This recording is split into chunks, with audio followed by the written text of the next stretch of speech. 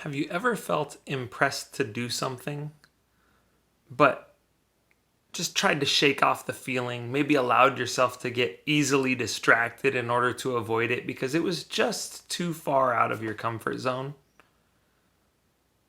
Today, as we look at a do not fear verse, we find ourselves in the book of Numbers. And Moses and Aaron have led the children out of Egypt with the miracles of God. They've gone through the desert. They've had incredible event after incredible event take place. And here they are on the edge of the land of Canaan. And this land flowing with milk and honey, resources and blessings. And when they arrived, they looked around and they said, those people that live there, they're a lot bigger than us. Their soldiers, they seem a lot stronger than our soldiers. We don't have what it takes to conquer that. We don't have it. This is madness. We can't conquer a walled city.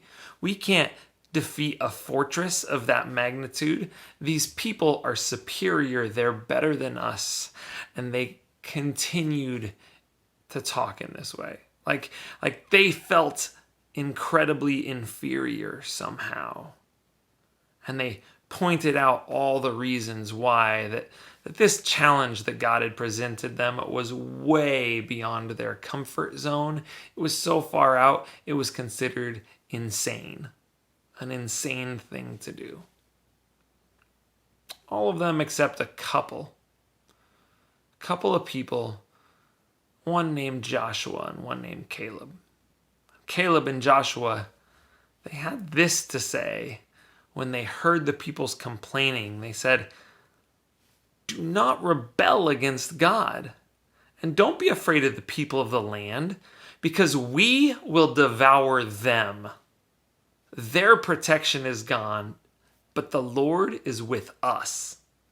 Do not be afraid of them. Like, they didn't talk about one another's shortcomings. They didn't compare one to another. They weren't trying to see how these awe-inspiring Canaanites might be. Instead, they focused on what it is God had asked of them. They focused on the fact that God would be with them at all times. And I think it's easy when we get afraid, when we have concerns, when we're worried about our health, when we're worried about our family, when we're worried about all sorts of things. One of the things that can really be easy is for us to slip into this moment where we're pointing fingers because we're feeling inferior, we're really afraid, and it can be easy to start to compare, right? To say, oh man, I know that others have the ability to do this, but we don't.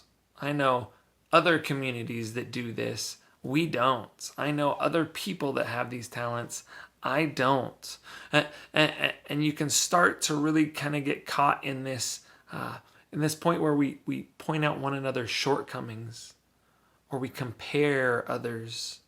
And in doing so, we find ourselves talking about one another instead of talking about God.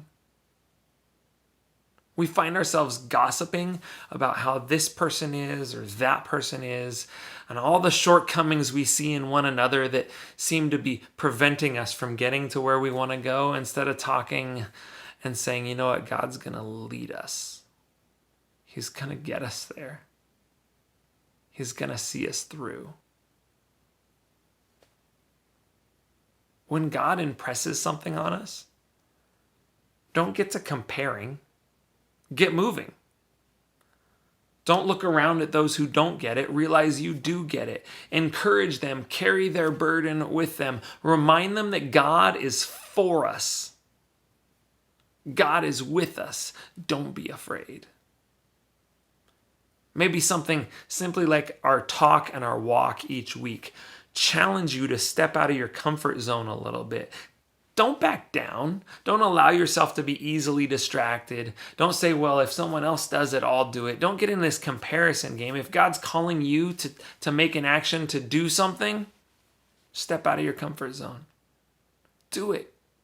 Because then you get to see God working. Then you get to see God come through, because God is for you. God goes before you. He goes with you. Don't be afraid. Let me pray for you. God, may we learn to step out of our comfort zones. May we hear those times when it's your voice calling us there, so that we can put our faith more deeply in you. I pray this in your name. Amen.